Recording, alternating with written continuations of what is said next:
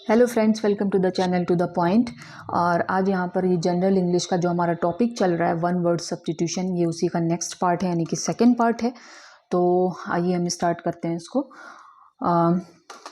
A small shop that sells fashionable clothes cosmetics. तो एक ऐसी शॉप जो एक फैशनेबल क्लोथ्स, कपड़े या फिर कॉस्मेटिक सेल कर रही है, तो उसको हम क्या बोलते हैं? Stall, store, booth, boutique. तो उसको बुटीक बोलते हैं हम, ठीक है। बहुत ईजी था ये। अगला क्वेश्चन है हमारा, write down the one word okay yearly celebration of a date और एन इवेंट किसको बोलते हैं? तो very easy one, it is called anniversary. और सेंटिनरी बोलते हैं किसी भी इवेंट को, अगर 100 साल पूरे हो गए हैं तो उसको सेंटिनरी बोलते हैं। और आप कमेंट सेक्शन में आप बताइए what do you understand by jubilee. Okay, अगला क्वेश्चन जो है हमारा वो है एनिवर्सरी, ये तो हो गया। Introductory part of A literary work. तो लिटरेरी वर्क का जो इंट्रोडक्टरी पोर्शन होता है उसको क्या बोलते हैं? तो उसको बोलते हैं प्रोलॉग। और D option is correct. Introduction मतलब होता है परिचय, और प्रीफेस मतलब होता है भूमिका, और प्रिलिमिनरी मतलब होता है स्टार्टिंग का जो होता है प्रारंभिक। ओके, और बाकी प्रोलॉग को जो हिंदी होती है उसको बोलते हैं प्रस्तावना। Alright, so our next question is a person who abstains completely from alcoholic drinks. तो एस्केटिक, एब्सटेनर, टीटोटॉलर, सेंट। तो teetotaller is the right word for someone who abstains completely from the alcoholic drinks. Ascetic मतलब होता है तपस्वी, जो लोग तप करते हैं, हम तप में लीन रहते हैं, उनको तो बोलते हैं तपस्वी। और एब्सटेनर मतलब होता है जो परहेज करता है अल्कोहलिक ड्रिंक से, परहेजगार, उसको बोलते हैं। सेंट मतलब आप समझते हैं, इसको बोलते हैं संत, ठीक है। तो अगला क्वेश्चन है हमारा, once he has made up his mind, it is to argue with him. It is to, अच्छा ठीक है। तो इट इज, यहाँ पर इट इज के बाद कोई वर्ड आना है तो वो क्या आएगा वो उसमें बताना है। तो once he has made up his mind, it is dash dash to argue with him. Contradictory, futile. Futile is the correct word. Futile मतलब होता है व्यर्थ, वेस्ट, मतलब जो यूजफुल ना हो, अनयूजफुल। ओके, तो इसका जो करेक्ट सेंटेंस बनेगा वो बनेगा, once he has made up his mind, it is futile to argue with him. Okay, next question हमारा, Ram applied for financial aid, he was क्या इसमें होगा? Granted, permitted, awarded, got. तो ग्रांटेड ही होगा यहाँ पर। ग्रांटेड मतलब होता है किसी एडमिटेड, मतलब स्वीकृत, स्वीकार कर ले जाना। तो he was granted the same. Okay, अगला क्वेश्चन जो है हमारा वो है, to mediate between two parties in a dispute. Interfere, intercede, interact, dialogue. तो intercede is the correct word. और इंटरसीड मतलब होता है मध्यस्थ करना, मीडिएशन। मीडिएटर कोई एक ऐसा होता है जो जिसमें दोनों पार्टी उसकी बात सुनती है, तो उसको बोलते हैं, उसके लिए जो वर्ड आता है वो होता है इंटरसीड। इंटरफेयर मतलब होता है हस्तक्षेप करना, but not, it is not about the mediate करना, ठीक है। इंटरैक्ट मतलब भी होता है सहभागिता, मतलब आपस में जो भी बातचीत है, जो भी है वो बोलते हैं इंटरैक्ट। डायलॉग मतलब आप सबको पता है, इट मीन्स द वार्तालाप। Okay, a man who hates marriage, उसको क्या बोलते हैं? Bigot, widower, polygamist, misogamist. तो इसके लिए जो वर्ड आता है, जो विवाह द्वेषी हो या फिर जो विवाह को पसंद ना करता, उसके लिए जो वर्ड आता है वो आता है मिसोगैमिस्ट। ओके, बाइगॉट मतलब जो होता है हमारा वो होता है कट्टर व्यक्ति। विडोवर मतलब होता है विधुर, यानी कि जिसकी बीवी मर गई हो। और पॉलीगैमिस्ट मतलब होता है जिसकी बहुत सारी बीवियां हो, ठीक है। उसको बोलते हैं पॉलीगैमिस्ट, बहुपत्नीवादी। नेक्स्ट क्वेश्चन है हमारा, person who operated the controls of an aircraft. तो very easy one, it is called the pilot, ठीक है। अगला जो क्वेश्चन होगा वो हमारा वो होगा, qualified, fit to be chosen. तो पासेबल, एलिजिबल, मीडियोकर, ऑर्डिनरी। तो एलिजिबल होगा इसके लिए, एलिजिबल योग्य होना उस किसी चीज़ के लिए, एलिजिबल कहेंगे उसे।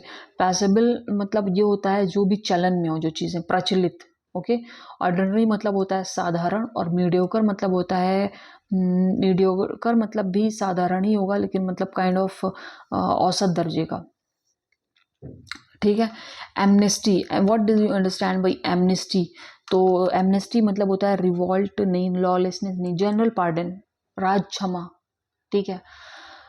राजा की ओर से दी जाने वाली माफी इज नोन एज एमनेस्टी, ठीक। नेक्स्ट क्वेश्चन जो होगा हमारा वो होगा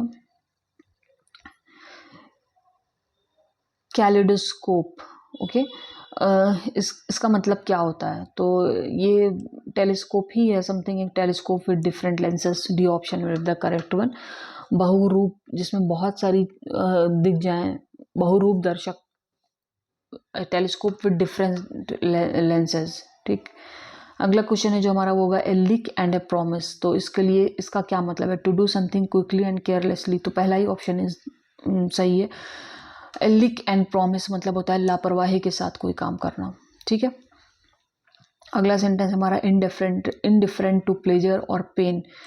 तो इसका जो मतलब होगा इनडिफरेंट, इनसेंसिटिव, केयरफुल, स्ट्राइक होगा इसके लिए जो सेंटेंस आएगा, ठीक है। अगला क्वेश्चन जो हमारा होगा वो होगा one who is new in any business और अ प्रोफेशन। तो उसके लिए जो वर्ड आएगा इमेच्योर नहीं, novice is the correct one, ठीक है। स्टार्टिंग मतलब होता है किसी चीज को ओरिजिन से शुरू करना, और बिगनर मतलब होता है शुरू करना, लेकिन नोवाइस और बिगनर में फ़र्क है। नोवाइस मतलब ये कि हम कोई ऐसा काम शुरू करने जा रहे हैं जिसमें हम एकदम नए हैं, और बिगनर मतलब ये होता है कि at least we are familiar to that profession और बिजनेस, तो हम उस काम को शुरू करने जा रहे हैं, ठीक है।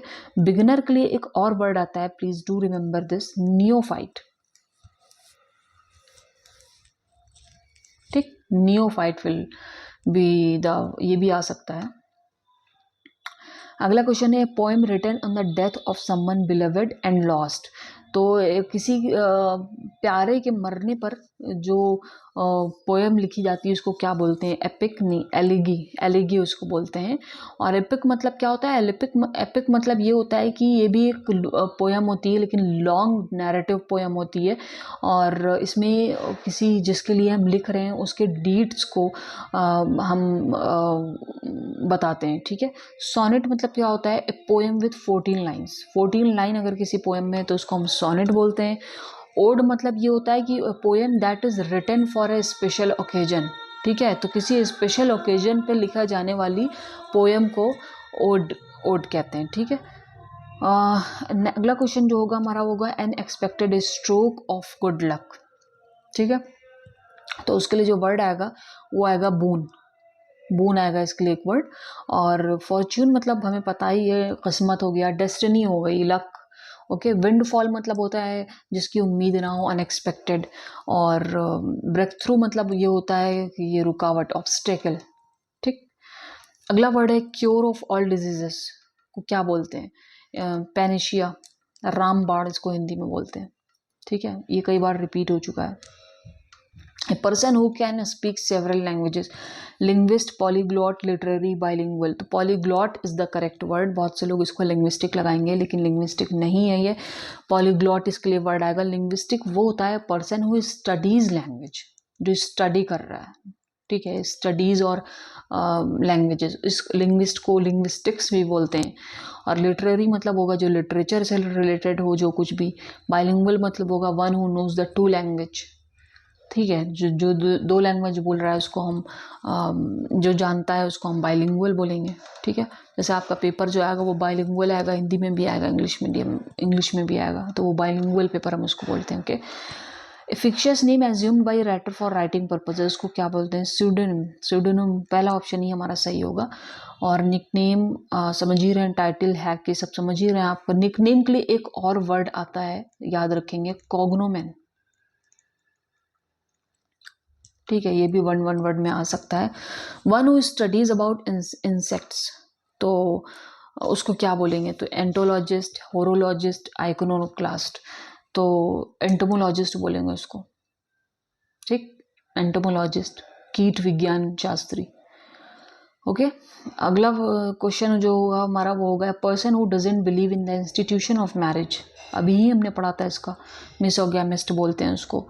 और मिसोगाइनिस्ट का मतलब ये होगा जो औरतों को पसंद नहीं करते हैं, स्त्री द्वेषी। ठीक है। एल्ट्रुइस्ट का होता है मतलब परोपकारी। और सेलिब्रेट का मतलब होता है जिसकी शादी ना हो, यो अविवाहित। ठीक है। For a better pronunciation, you can Google the word and know the better pronunciation if I am not pronouncing well. Okay, क्योंकि ये सब words थोड़े से टफ हैं, तो please bear with me. Stop gap. Stop gap का क्या मतलब होता है? Something suggested to create a break. A device used to plug the gap. A gap created through frequent stops. Something intended for temporary. Yes, D will be the correct one. ठीक है। जिसका कोई temporary use हो जिसका, तो उसको हम बोलेंगे स्टॉप गैप। ठीक। अगला क्वेश्चन है हमारा टॉल टेल। तो टॉल टेल का क्या मतलब होता है? A tale that has gain popularity नहीं, an account of the life of a patriot in history नहीं, an account that is fanciful and difficult to believe. Yes, C will be the correct one. उसको बोलेंगे toll tell. अगला question है हमारा he warned against making hasty decisions.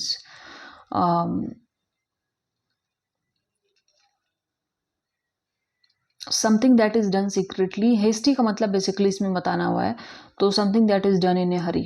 ठीक है, जो जल्दी में जो काम किया गया हो, जल्दी बेसिकली उसको बोलते हैं, तो उसके लिए वर्ड जो आएगा वो हरी होगा। ठीक। Think tank.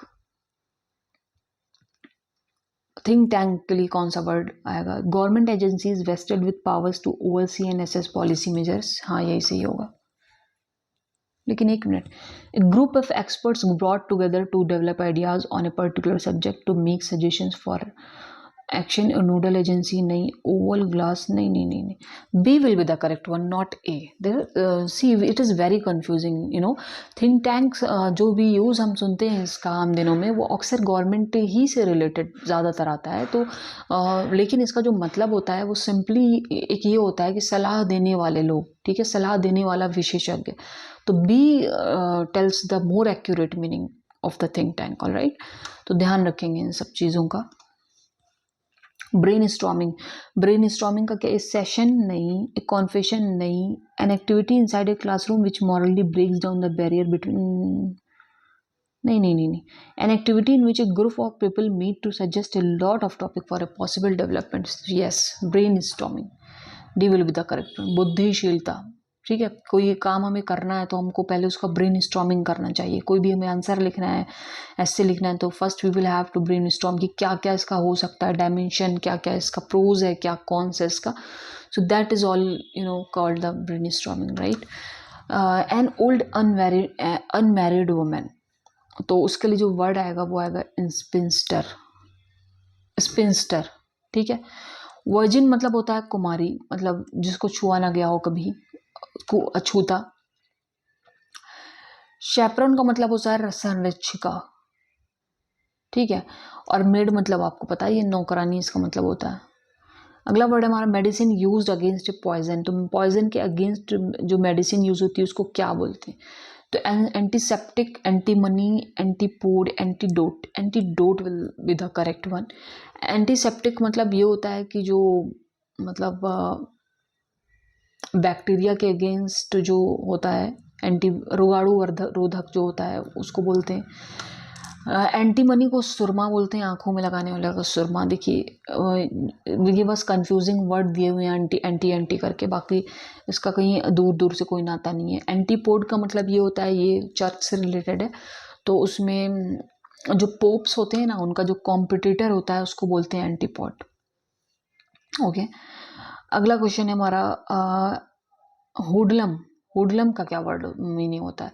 तो neighbour who is rather nosy, तो a violent criminal will be the correct one. सही हो गई, वायलेंट क्रिमिनल को बोलते हैं। ठीक है। फॉलिबल। फॉलिबल का क्या मतलब होता है? Able to concoct stories that which can be failed easily, able to stitch pieces together, apt to make mistakes और गो रॉन्ग। तो एप्ट टू मेक मिस्टेक्स और go wrong will be the correct one. चूकने वाला या फिर भूल करने वाले को हम बोलते हैं फॉलिबल। ठीक है, अगला क्वेश्चन जो हमारा है वो है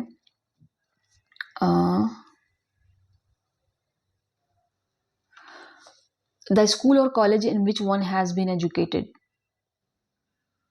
matinee, alumni, commune, alma mater. Alma mater will be the correct one. ये एल्मा मेटर। मैटिनी मतलब ये होता है, ये एक ड्रामा से रिलेटेड है, ड्रामा और इस सबसे रिलेटेड है। तो तीसरे पहर का जो नाटक होता है उसका जो गायन होता है उसको बोलते हैं मैटिनी। एल्यूमिनी मतलब होता है पूर्व छात्र, कोई भी छात्र जो पढ़ के चले जाते हैं उनको बोलते हैं एल्यूमिनी। कम्यून मतलब होता है कि आपस की बातचीत, कम्युनिकेशन से निकला हुआ है, लेकिन एक फ्रेंडली बातचीत, ये नहीं कि आप लड़ रहे हैं आपस में, उसको कम्यून बोलेंगे नहीं, एक फ्रेंडली बातचीत को हम बोलेंगे कम्यून। ठीक है। A women whose husband is dead, virgin, spinster, wedlock, widow, तो उसको बोलेंगे हम विडो। बाकी वेडलॉक मतलब जो होता है उसका मतलब होता है शादी। स्पिंस्टर को आप बता चुके हैं, एक लड़की जिसकी शादी नहीं हुई है लेकिन उसकी एज ज़्यादा हो गई है। वर्जिन मतलब अछूता, जिसको कभी छुआ ना गया हो। So thank you so much friend, आज के लिए इतना ही रखते हैं और आई होप कि आपको वीडियो अच्छी लगी होगी और आपने इससे बहुत कुछ सीखा होगा। और अगर आप कोई वीडियो किसी भी तरह से हेल्पफुल है then do not forget to share it. Alright, thank you so much.